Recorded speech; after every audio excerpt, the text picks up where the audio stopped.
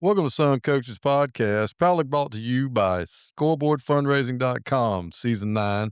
For any of your fundraising needs, get with scoreboardfundraising.com. We'll talk about them a little bit later on in the show, but today I am joined after a week off, the one, the only, the incomparable, the executive director of the Georgia Fired Football Coaches Association, Coach Ed Gaffca. Thanks for being on with us. Happy to be back. It feels like home. Feels like home. Well, we had the Masters tournament since we last, or the tournament, as they say up there, and I treat golf like I treat NASCAR. People I don't like, I pull against, and the one person I didn't want to win it won it. So that kind of sucked for me. But Roy winning the Masters, the last time we talked was going into Masters week. Did you have any takes on the Masters tournament? Did you get a chance to go down to Augusta for the tournament?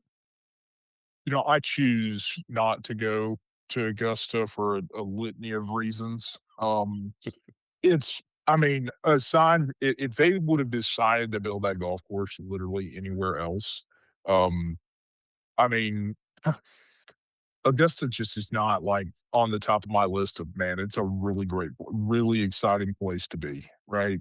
It's gross. I'm not a fan of it, but Augusta National is great. I did not go down there. I think that everybody should go at least once. But at the end of the day, good tournament, competitive. I think that golf needs a villain, and we need somebody to really start honing in on that because right now there's somebody I love to hate out there. So it'd be really nice to like I mean Sergio Garcia was always that one for me for a bit. Um, Louis Oosthuizen just because he would win a random one. Part of me Zach Johnson as well just because like I mean he's just kind of like a bland nobody that I think he has 2 green jackets now. I mean it's just ridiculous. But no, it was a good tournament, enjoyed it, and, it's always the best weather of the year, up in North Georgia half the time as long as it's not raining, and it's been 40 degrees in the morning up here the last 2 mornings, so we're gonna need that to stop. But, yeah, it's been good and, excited for what's the next one? Is the next one US Open? British. British? Well, or, what do they call it now? It's just The the Oak. Open. Yeah, just because I guess it's disrespectful to call it the British Open. Whatever. I mean, grow up. Well, speaking of growing up, we it's funny, we kind of spoke it into existence. We got to talking a couple of weeks ago about our beloved Georgia High School Association and things that we would like to see moving forward. People talked about the state championship games and the money that they make off of the dome and who's to blame. And lo and behold, somebody wrote an article about how much money the Georgia High School Association is sitting on. Coach, what was your take on when you read that article about the whole thing that we had kind of alluded to earlier? I think they should have maybe held off on the fact that, oh, well, poor pitiful us, we had to break open the pocketbook and write a check to cover the losses to be able to distribute funds to these poor pitiful state championship teams at a nice clip of like $9,000. When you got 12.5 million, you wrote a minuscule check in comparison, right? Like you basically wrote if you've got $1,000, you basically wrote a, you know, $17 check. I mean, it's just mind blowing how that was made to be like, oh man, look at the GHSA doing hey, they want people to go home with something. And the reality is, I'm sitting there going, well, shit, why didn't they send more? Like, what are we doing here? You got that much, and you could only flip the bill for $9,000. That's an okay gate at a really good game on a Friday in August. Okay, like, come on, it's insanity. I mean, don't get me wrong. I think that they need operating costs. I think that they need those expenses. I think they need a rainy day fund, and I think that they are trying to, I know that they're starting a scholarship fund and all this other nonsense. I mean, again, it's hypocritical and maybe a little bit just I'm over the waxing poetic that the GHSA does, that it is this belief that they are doing stuff in the best interest of kids, yet all of their policies only punish the kids. All of the things they do punishes the kids. And in their own bylaws, it says a student athlete has no rights, and this is not for benefit of student athletes. This is for the member schools. You don't have schools without the athletes, dumbasses. Who wrote that?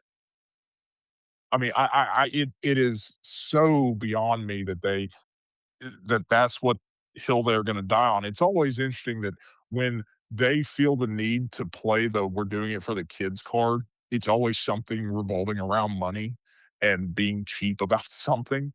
But when it's something about, discipline or, punishing a full team, it's like, well, this is about, kids don't have rights here, right? Like, this is about the rules and, the kids are just collateral damage. I mean, it's just hypocritical, and I really,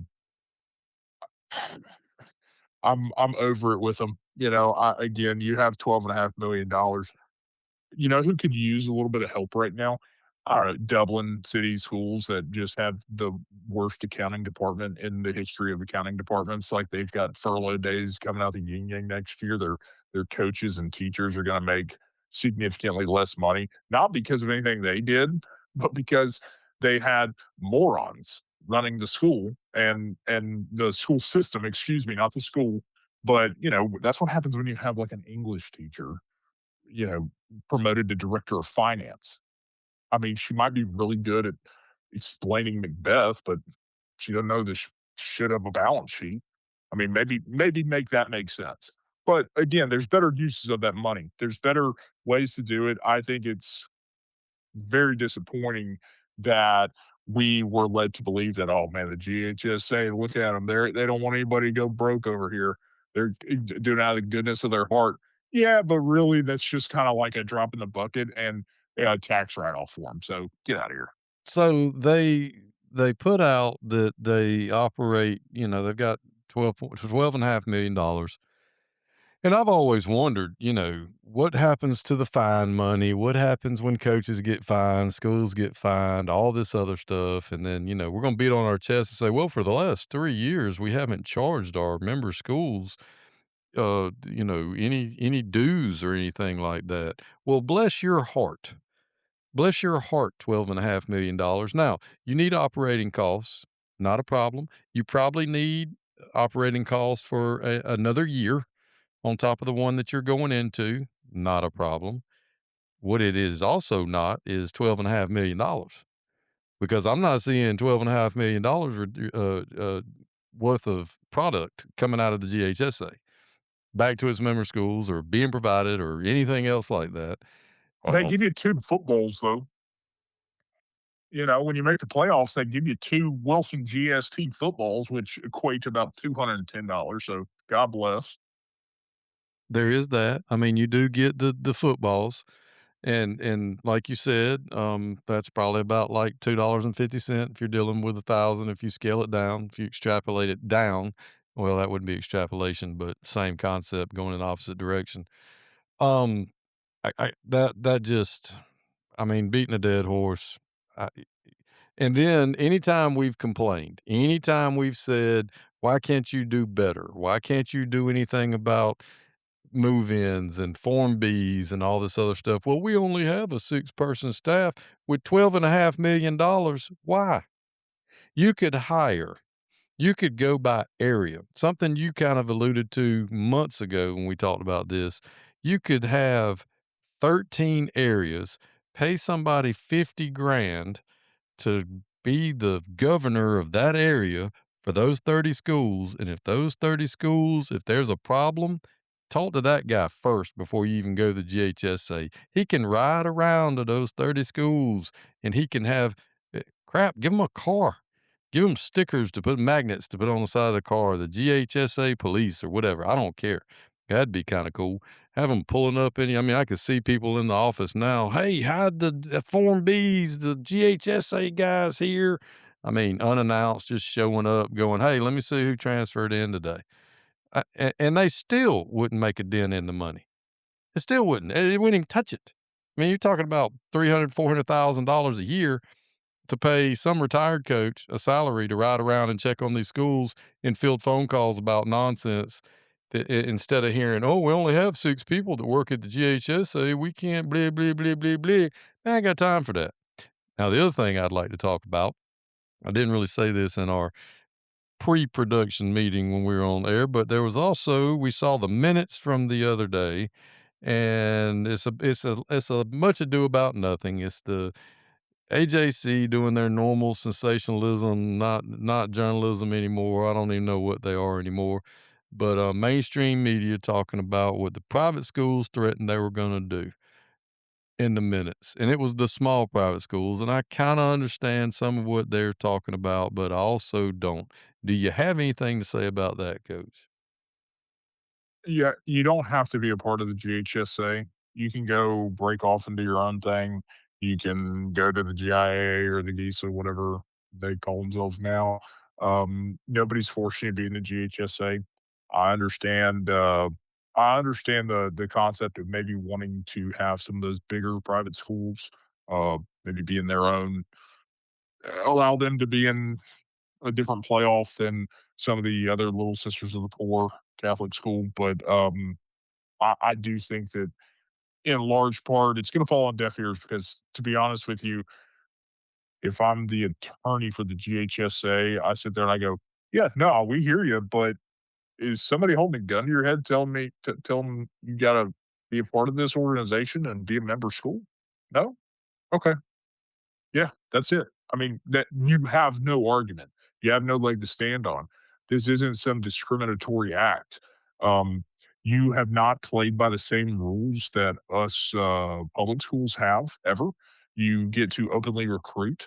You get to charge your tuition, selectively. You get to offer scholarships. You get to do a bunch of different things that we at all these public schools we don't. We get punished for kids that move in or whatever it is while you get praised. You're able to do things that we're not able to do and justify it in all in the name of being a private school and in our Lord and Savior Jesus Christ. So I find it hypocritical. I find it stupid. I think that anybody who signed their name to that has very little walking around sense, and they really need to rethink their grasp of reality on this. Well, I can tell you who didn't sign their name to it, and that's Marist. Marist grades out they're at double A numbers every year and play up 4A, 5A, whatever. Don't matter. They don't care. They're gonna get whoever they get. They don't go get anybody. They do them, and they've always done it that way. But here's the real issue, coach. This is the reason. Every one of them are members of the GIAA already. They just want to play football in the GHSA. They just want to play the other sports in the GHSA. They want little Johnny and little Susie that play lacrosse to be able to be in a competitive league because they can't put one together in the private schools for those outlier sports that the GIAA or the GISA does not provide. So they want to play both sides of the fence. That's what they're doing. Period. That's all it is. It's we want to have our cake and eat it too. And I got bad news for you. And somebody came at me and said it was a bad take or whatever. No, it's not a take. It's a fact. You don't have to be a member. You don't have to be in the GHSA. You you can go do whatever you want to be. And you're already a member of this other one. How about this? How about start lacrosse over there in that division? Do that. And I do understand that a lot of those smaller schools, their biggest gripe is you're lumping us together with all of the private schools, and some of us only have very small enrollment, and we're having to play playoffs against, other private schools that have larger enrollments. Sorry, that's our rules. That's what we do. You come to my house, you take your shoes off before you come inside. If you don't like taking your shoes off before you come inside, don't come to my house. I mean, we don't do that here, but I've been to people's houses like that. It's the same concept to me. It's the same exact. I'm over it. I'm through with them. I'm done. I'm tired of hearing about the nonsense that is the private schools. I don't care if we let them in and don't multiply them and let them play where they fall. I could care less. It does not matter to me. I don't care if they recruit. It doesn't make a difference to me. That doesn't bother me one bit. Not one. But I'm tired of people joining organizations that it's a voluntary, as you said, nobody's holding a gun to their head, nobody's making them do anything, and then you threaten or you mention, "Well, we may have to bring a lawyer in."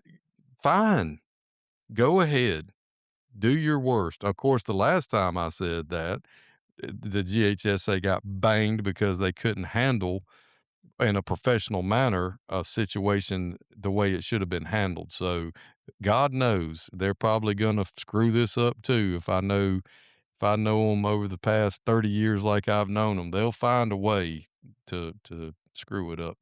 So we'll move on from that. And you wrote a long form article about anonymity. And before you get into the article and talk about your take on it, I'm just going to say that I've encouraged you from day one to maintain your anonymity as long as you can because of the satire account. It is hilarious, the things that you say and do, and it just makes the character all that much better. And coming from a place, speaking as someone who was anonymous for a short minute as the man of constant sorrow, I can say this, once people find out who you are, it changes the game. You're not as funny. You can't say things that you used to say in tongue in cheek, or you can and just not care about it, which is generally what I've done. Or people can't separate the person and the coach from the character, and you just become a character, and then whatever kind of services you're providing or things like that, you only hear from people once a year or whenever when they need something, and then you don't hear from them for another year, and then they come back and, "Oh, can you post this? Oh, can you help me? Ooh, can you do this? Oh, can you do that?" And it just to be honest with you, there's not enough hours in the day, and we don't get paid for it. But talk a little bit about your article, coach. Yeah, I'd say that a lot of the motivation was I've been asked by different people, over the last month and a half about why the need for the anonymity to the certain degree. And again, it's not that I'm not willing to put my you know birth certificate name by every single post that I've had. Because trust me when I say this, there is not one thing on my fire coach's account that I wouldn't put my name beside and or have it read back in court and me be embarrassed. Like, I wouldn't be embarrassed by anything that I've put out there. Not one bit. A lot of this stuff is things that I would say in public company and mixed company, 100%. Just because it's an uncomfortable conversation at times doesn't mean it's not a okay conversation. And by no means do I believe that my opinion is the end all be all. What I have a definitive issue with is those in our circle of coaches and former coaches turned, whatever, or administrators. Um, the biggest detractors, I'd say, or the consistent detractors. They've got an issue with anybody that they know they don't want to engage with somebody that has isn't willing to put their name beside some opinion. Well, I think that's a very elitist opinion. That is a opinion that is very narrow minded. I think it is one that shows me everything I need to know about that person, or people for that matter. It's that kind of I'd never engage with that crowd where it says to me they care a lot more about who is actually saying it and maybe their own resume so they can see if they actually want to listen to the opinion. They actually want to validate the opinion because of who it's coming from, not what the content or commentary actually is. And to me, that shows that shows the very intellectual immaturity that some of these people who have multiple degrees, they've been admins, they've been head football coaches, they've been, highly successful. But because I'm not monetizing my name and trying to, go out there and put my name beside everything, I'm suddenly not worth their time because they disagree with it. Um, there's not one thing that I can definitively point to where, again, it's more about creating the conversation. It's not about, it's not about being right. I mean, I'm, trust me, do I feel like I'm more right than wrong? You're damn right I do. But does that mean I'm not open to having a discussion that involves discourse and difference of opinion? Absolutely not. I think it's what drives anybody forward. It's what creates better level of communication. I think it is beneficial for every aspect of your life, business, professionally, whatever it is. If you're willing to have those difficult conversations and challenge your own belief system at times to whether that makes it more affirming on your end or it makes you go, I've never thought of it that way. I'm just a big proponent in not calling out an issue and not providing a solution. It's very easy to say I don't like something or I disagree with something, but you'll actually get more traction and actually create a conversation when you have a solution or several solutions that you'll recommend. Not saying that any one of those can work, and I'm sure people would disagree with a lot of them. But these, you know, hoity-toity, like, "Ooh, look at me. I created this or I created that, and I need to be the voice of reason for all these coaches because I'm a leader among coaches and coaches are gonna follow me." Right. I could give a shit, man. I gotta be honest with you. I've lost more respect for certain coaches that have been because they might have followed me at one time, then stopped following me.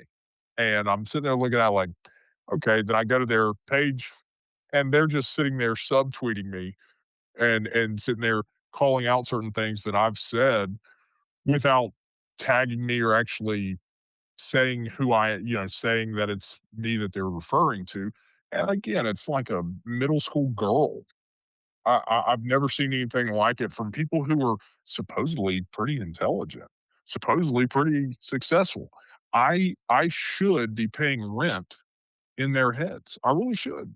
And I feel bad that I've upset their, statistical norm here to where, yeah, people might view my stuff more than they view your stuff, but maybe that's because they know that I'm coming at a place of neutrality or at least perceived neutrality, whereas you're looking down on it from your ivory tower of, well, now everybody sees it as a very narrow-minded elitist approach. And to me, I'm gonna call those are the people that I like calling out the most. So if you wanna get my blood pressure up and you wanna get me on a rant, bring that shit up and I listen, there's not enough body bags to go around. I will hammer people who try to come at me or really anybody else from that elitist, "I'm smarter than you, I've got X amount of degrees, I got my leadership certificate, so I'm a leader," kinda bullshit, right? Again, I think when you speak down to people you you better be prepared because those are the people that I like knocking down pegs more than anybody else. I know I went after Josh Niblett 1,000% because at the end of the day, I mean, he's gonna talk down to, pretty much everybody. All right. Um, Good football coach, but yeah, he's gonna talk down to you. He's not gonna shake hands with every coach at midfield before the game because he's too good for that. So, again, there's just certain things that I'm like, you don't have to be a douche, but yet here we are. So I'm gonna call you out on it. If you disagree with it, you got my DM. You can call me anytime. More than happy to have those conversations. Enough people have my phone number, and ultimately, shit, if it means that much to you, I'll meet you face to face. I don't give a shit. But when you want to act all big and tough, then again, let's have a fair fight here because the reality is I'm just a little too arrogant to to allow you to think that you're gonna knock me down a peg. Because, like I said, I don't give a shit, and I'll throw more stones than you're prepared for.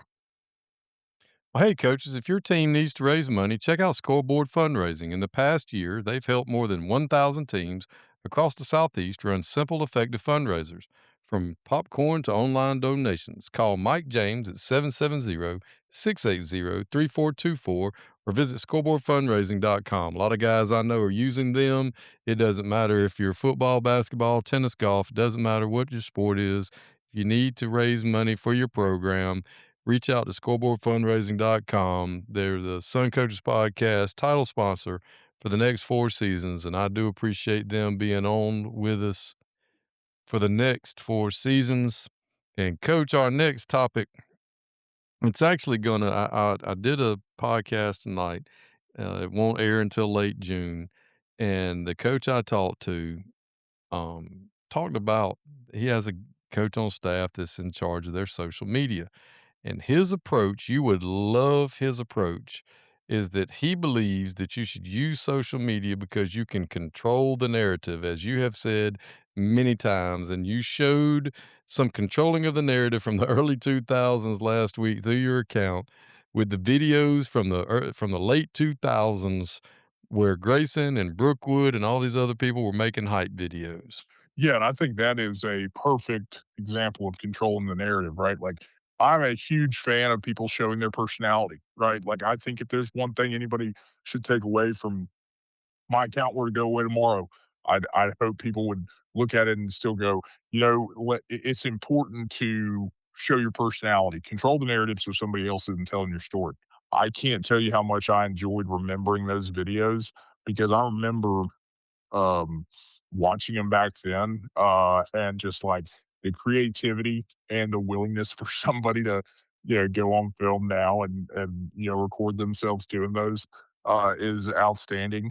Because let's be honest, nowadays kids are so self conscious. They'll film a stupid TikTok dance in the bathroom or like in the hallway, and you want to just, it's awful. But how many of them are going to sit down and be that creative? Like, to me, creativity is something that is always a valuable asset, and whether it's in coaching, whether it's in teaching or anything you're in, if you have creativity built in, like, man, that's awesome. And so I loved it because those coaches probably saw that and are like, man, at least our school gives a crap, right? Like, people want us to be successful. Everybody's excited about this opportunity to play these games, and they're getting hyped about it. Fans are involved, students are involved, and that's what makes high school football great. So I wish more kids would do it. I really do. I think it would be a lot lamer now because, quite frankly, just music ain't as good. So it'd just be a lot of weird techno crap. But I'm big fan of the Grayson Brookwood and even North Hall coming in hot, before that year, which I think they ended up like going 6-4 that year, but still 6-4 with that rap video, you're basically 8-2. Yeah, that was I apparently missed out on all of that being in deep South Georgia when all that was going on, and probably didn't have good internet, and I was down there in your favorite area where the humidity and the gnats and all of that kinda good stuff happens. You ride around on dirt roads for entertainment because your Walmart's the closest Walmart's an hour away, so, anyway, I missed out on all of that, so it was very funny to me to watch all of that and to see all of that. Now, the next little thing we're gonna talk about is a good friend of ours, both of ours, Kurt Miller. He's been on, I've had him on already on, Sun Coaches, and he's, probably gonna get him on next weekend and let him talk more about, this, but you and I have both been promoting his Faculty to Field app that he's come up with and website, and what a great idea. He saw a need, he's filling a need, and I can't think of a reason why a school system, a Gwinnett, a Carroll, a Chatham County, Cobb County, the bigger systems, why in the world they wouldn't use this tool when there are so many coaches right now trying to fill staffs, trying to get people in. It's the hiring time of year. This app is you've tried it out. We were both guinea pigs on it. We got to consult on it, and we're not getting paid for it. So it's not a paid promotion. But what a great idea Coach Miller has come up with. Yeah, I can't speak highly enough of it. I think that, I was able to play with it from both the admin side of it and the coaches side of it. I can't really think of something that is more useful for coaches and school systems to leverage, you know, when they have openings, when they might tentatively have openings, you can go on there and put your account in there and hide your profile from your current school or some other schools that you don't want anybody to see your profile. Um, I think that that's a really beneficial scenario. I think that what I kind of compare it to a degree is LinkedIn without the feed where you can actually post like a status or something. It's very, here's the jobs, here's the schools that have openings, and this is what they're looking for, where you can also put what you're looking for and be findable by these schools that are looking for something. So to me, I think it's an outstanding idea. It's been extremely well executed from a, a software standpoint. It took a lot of man hours. I know that, again, everybody wants to rush to bring something to market, but I think that, you know, Coach Miller, he did a great job of making sure every I was dotted and T was crossed with this, and I'm excited to see it grow, and I encourage everybody to sign up and get your admin to sign up, but definitely every coach that listens to this needs to go to the faculty field, pod or you can go to the website, you can go to my Twitter, you can go to coach's Twitter and find it there. Click on the link. It takes 2 seconds to register. So do it, create your profile. And again, you don't have to be looking for a job, but you know as well as I do, it's better when your phone's ringing than when it's not. Yeah, the best time to look for a job is when you got one, is what they've always said. And what a great resource. Like Coach said, if you don't want your people to know you're looking, you can block them. If there's certain parts of the state, like Coach is such a big fan of deep South Georgia, you can just wipe all of them out and just don't even contact me. Don't even bother. Don't waste your time. I'm not gonna waste yours. And I just think it's very Yep, easy. already did that. Already created my profile and just went ahead and said no to all everything west of 75. And then for some reason, I'm not at all surprised, but it is a great resource. I think this is going to take off. There's not much difference. I mean, other than it being trying to find coaches and matching them up with the teaching professions. And I mean, you get to talk about your teaching, what you've done in the classroom, all those things is very important. But also, what you've done on the field and the faculty field is going to be a great thing. It's kind of like the app that Coach Evans and them have going on with the scheduling.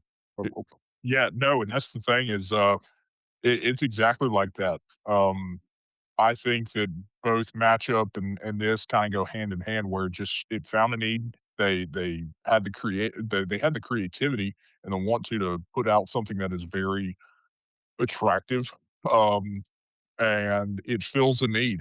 I think that the more people that are willing to give it a try, they're gonna find out really quickly that, wow, this is a lot better than me sending a DM about an open job or, any of that stuff. This is just again, it's gonna be a one-stop shop because I don't know how often y'all have gone on, Teach Georgia in your career. Finding any job on that thing is a nightmare. Let's do our part and shut that thing down. Yes, I would love to see this replace Teach Georgia. It is antiquated. It is horrible interface. It is very difficult to deal with, and I'm just not a big fan. Well, over the weekend, changing gears completely, over the weekend, I got to participate in the 39th annual Lee Murray Invitational Golf Tournament, Golf Invitational, down at Little Oak Mulgee State Park in McRae, Georgia, where the GHSA put on. And I just like to give a big thank you to Coach John Willoughby. He's the guy that's behind it. He's got a lot of guys that work with him. Coach Austin Oliver down at Jeff Davis helps him a lot with it. These guys that have been coming down from New York, they were putting stuff in the cars to help. I mean, it's a big effort, but Coach Willoughby's done such a great job with that. Had the most people that's been there in years, 108 participants this year. It was fantastic. It's a 2-day event. I got the great pleasure of playing with Coach Ashley Henderson was my partner, and he is good at golf. And for somebody that hadn't played since July, he can still run it on out there. And on Saturday, we had screwed around and played ourselves Friday into a flight that we didn't really probably need to be in, but we got to play with two legends, Coach Kenny Moore and Coach Bob Herndon, and it was so much fun playing with those guys and listening to them cut up and the banter and everything else. But I just wanted to recognize Coach Willoughby and the GACA for the Lee Murray Invitational. It was fantastic. Next year it's going to be April 2nd and 3rd, the weekend before the Masters. It's going to be down at Little Oak Mulgee. The course was in fantastic shape. They completely redone the greens. They got them back. I don't know how they did because they were dirt the year before, and now they were freaking mint. It was great. Had a great time and enjoyed it. So I just wanted to throw that out there. Now, Coach, you've been collaborating with a lot of people recently. You got a lot of irons in the fire. You've been really busy. Share with us what you got going on or things you can share with us that you don't have NDAs on. And what are some of the projects you got coming up in the next week? Yeah, it's been a hectic last 2 weeks. It's been great, having a lot of conversation with a bunch of different people. Every Wednesday and Sunday I jump on with some folks in Alabama, Hall Tech Sports. They do spaces, and I give the Georgia perspective, to everybody over there, and it's a good platform, and I'm on there with Thompson's head coach Mark Freeman a lot of times, and just again, it's been a good little yeah, again, it's time consuming, but again, anytime you have an opportunity to talk football, I'm all for it. But I also think that it's funny whenever I'm on there, or really on any of these that I've been lucky enough to be invited to be on. I definitely lack a filter at times, I guess, or at least I'm just not. I just don't really care about the whole filtering the if it needs to be said, let's say it kind of thing. But like I've always said, if I have the proof, I'm more comfortable in saying it than anything.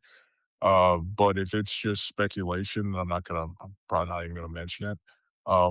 But so between the Hall Tech guys, then, I've been asked to be on with Phil Jones on ITG Next every Monday. And I'm able to do that sparingly just with my schedule, but yeah, it's been fun to kind of see um, a bunch of different people and talk to a bunch of different people. Working on two separate articles right now that'll both be out this week at some point. Um, I'm working on getting all the spring football dates and really just confirming if people are doing inter squad or not. But I'm hopefully going to make it out to a couple spring practices.